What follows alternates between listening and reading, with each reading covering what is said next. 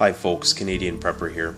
The purpose of this video is going to be to discuss subterranean bunkers, more specifically to discuss the psychological, emotional, and psychosocial challenges that may well present themselves when cohabitating with others in an environment in which space is limited, where supplies need to be rationed, and where the only rule of law is the ones that the inhabitants can uphold for themselves. If proper attention is not paid to these issues, the outcome for the survivors may be as bad as the disaster that prompted them to retreat into the bunker in the first place.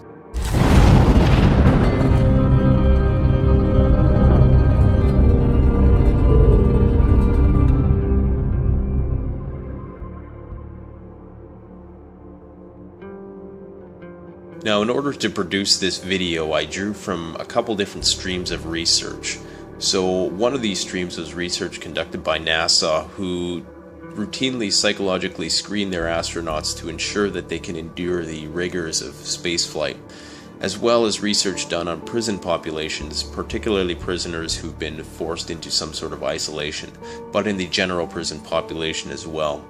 Lastly, my personal background in psychology and mental health in combination with this research was harnessed in order to attempt to brainstorm about the possible challenges and coping strategies of residing in a shit-hits-the-fan bunker long term. This, of course, is for the sake of entertainment and amusement alone, as the likelihood of an event happening that would warrant the long-term, unending retreat into a doomsday bunker is extremely low. It would have to be a very unique confluence of factors and circumstances that force people into these bunkers long term, which is not to say it is impossible, just that it's unlikely. The bunker really is the ultimate bug-in prep. Now, the majority of shelters, of course, are only meant for short-term use. Storm shelters, of course, would fall into this category. There are, however, a small minority of personal shelters, and more recently, more large-scale commercial ones which are being fashioned for extended use. This isn't even counting, of course, the military and government ones that we, the civilian population, are not privy to know about. But the focus for this talk, for the sake of interest and amusement alone, is going to be the doomsday bunker. So, is the doomsday bunker merely some post-apocalyptic isolationist fantasy in its most extreme form? Is it something worth the labor required to see it through? These are questions perhaps for another video. I'm not here to discuss the validity of long-term bunkers. Rather, the purpose of this talk, generally speaking, is going to be the psychology of surviving in confined spaces with groups of people that you may not know for prolonged periods of time. And when I say prolonged periods of time, I mean anything that is even over the 72-hour mark. Because every hour in a bunker may well feel like a day depending on who you're sharing the space with. Now, a lot of companies as of late are selling space within large-scale underground bunkers. These are subterranean communes of sorts. Vivos, Logic Incorporated, and some other smaller scale companies which cater to personal bunkers are spearheading a growing market for doomsday bunkers. Now, the catch with a lot of these large-scale bunker constructions is that they have shared facilities, meaning that several people who do not know each other are planning on conglomerating to them in the case of a full-blown shit-hits-the-fan situation. Now, although the companies who design these bunkers have paid some attention to and are cognizant of the psychosocial challenges that might present themselves in these bunkers, it's important that people who are considering purchasing their own bunker or buying stake in one of these large-scale projects understands the potential for things to go severely awry within them, and just to promote a general awareness about the psychological sensitivities of bugging in long term. Now, the main premise for this talk is going to be the idea that human beings, or most living things for that matter, are not meant to live in confined spaces. We are meant to be free. Movement is life, as the saying goes. But because we're talking about a confined space, I do believe that the most important rule above all else, whether a small scale or a large scale bunker or in any survival situation in general with large groups of people, is an agreed upon set of rules, regulations, routines, schedules, some sort of regimen that demarcate clear-cut boundaries on what is and what isn't acceptable behavior. This is going to be absolutely essential. In a situation where people must ration their resources, where they are crammed together, where they are deprived, perhaps claustrophobic, Perhaps they are grieving the loss of whatever they are running from, being forced to leave all the modern amenities of life behind and all the other stresses that they might have encountered along the way.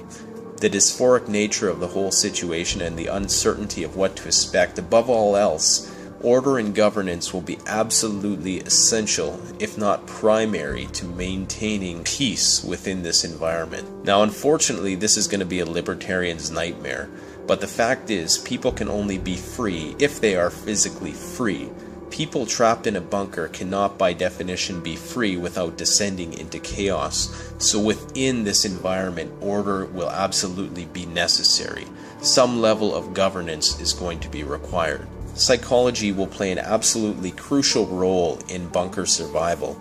Mental health first aid is going to be essential. In fact, a mental health professional may well be required in some of these larger facilities. And it's indeed something that the companies who are making these larger bunkers ideally would like to see. Of course, it's highly improbable that everybody who is planning on going to these places is actually going to make it there.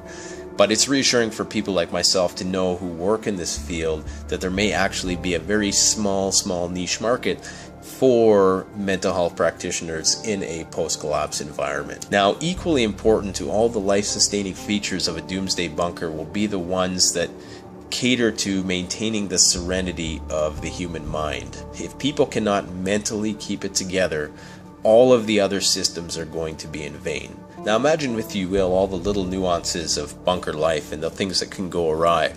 Now someone might freak out and break for the door. Someone becomes very depressed and suicidal. Perhaps in breaking for the door and trying to get out of the facility, they're putting others at risk of contamination of whatever's in the air or whatever calamity you've tried to escape. Perhaps disease befalls some of the inhabitants. You're faced with a decision. Do you exile them? Is there a place to quarantine them? What if somebody becomes tyrannical or oppositional? That could lead to conflict, which could totally destroy the colony from the inside out. What if somebody is taking more rations than they're entitled to? What if others fall mentally ill? There's so many little nuances to bunker survival that I don't think a lot of people have considered. And now these things could transpire in a matter of hours, never mind days or weeks or months, even years that some people are planning on residing in these bunkers for. Now I want to turn people's attention to the Mars One program, and this program is trying to send people to colonize Mars in 2023. It's a mission which is going to be a one-way ticket, so people aren't going to be able to come back, at least not in the foreseeable future, as we don't have the technology to bring them back yet. But they're trying to find suitable candidates who can not only endure the physical challenges of spaceflight, but also the psychological ones of being bound into a small space for many years, if not decades, if not the rest of their life. So of course, in selecting these individuals, stringent psychological testing and screening is being utilized in order to shrink a pool of over 1 million people down into a few dozen who will be groomed for this trip. Now, with respect to doomsday condos, the conditions are very similar. It's an enclosed space where the luxury of leaving is not a possibility.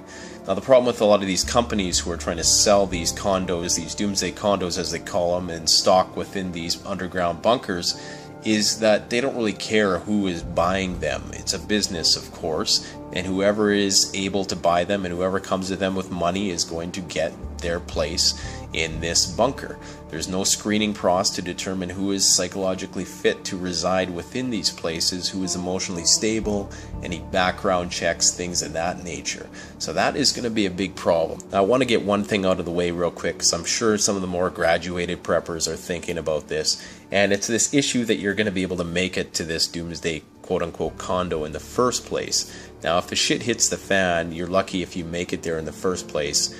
And secondly, you're lucky if the people inside who've made it there first are going to open the blast-proof doors and allow you to come in. Really, your money, your pink slip, and any sort of honor system is not going to make a whole much of a difference when we're talking about without rule of law, full-blown post-collapse environment type situation. People are hoping that the people in charge of these facilities are going to honor their word in letting them in, but the fact is that may well not be the case. So I just wanted to get that out of the way right away. Now I want to talk a bit about this Doomsday Bunkers show. There was an episode of Doomsday Bunkers. It could have been Doomsday Preppers, I'm not sure. But a family within that show did a trial run. It was a simulation of what it would be like to stay in their bunker that they had just purchased. I think it was a shipping container, and they outfitted it with, furniture and a few small amenities and stuff like that. And I believe there was about 10 of them, and after a few hours, people were already getting very anxious and irritable.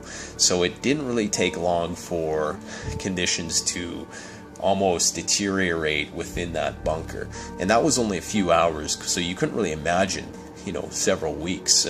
To have the physical systems in place for that long is a challenge in and of itself. To have the septic and the electric and the air filtration and all the other life-sustaining systems that you would need would be a major challenge in itself, but to actually have to entertain all those people for that period of time and to make sure that they don't kill one another is going to be something which will be very hard to achieve.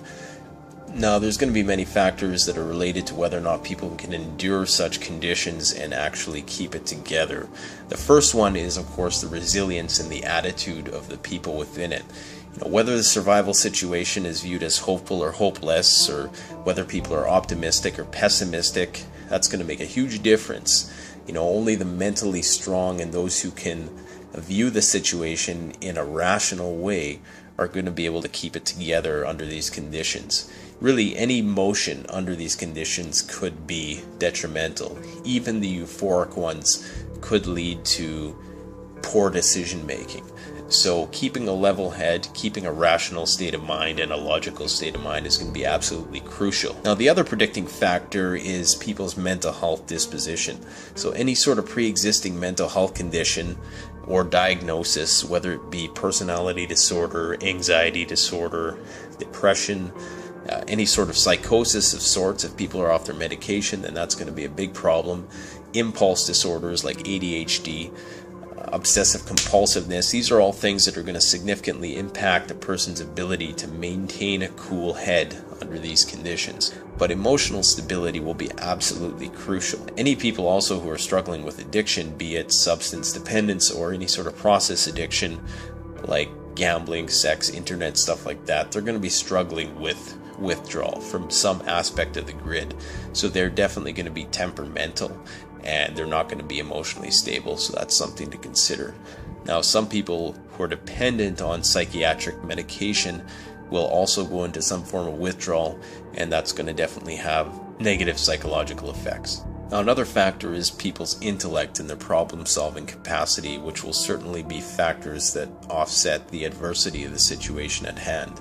Also, the group's ability to cohesively and effectively communicate with each other is going to determine whether or not the group functions well, or everybody's at each other's throats and trying to kill each other.